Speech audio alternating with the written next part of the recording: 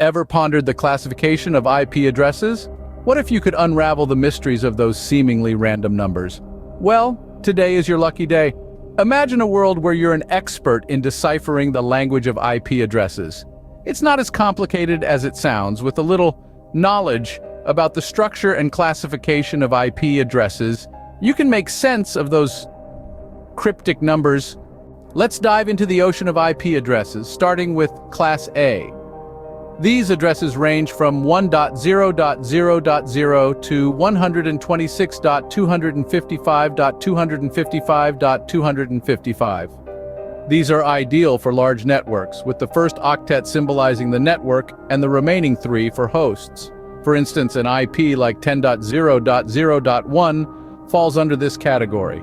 Moving on to Class B, the first octet ranges between 128.0.0.0 to 191.255.255.255. These addresses are tailored for medium-sized networks, where the first two octets represent the network, and the last two denote hosts. An example would be 172.16.0.1. Next up is Class C, which extends from 192.0.0.0 to 223.255.255.255. These are perfect for smaller networks, with the first three octets signifying the network and the last one for host. An example would be 192.168.0.1. Interestingly, Classes D and E serve special purposes.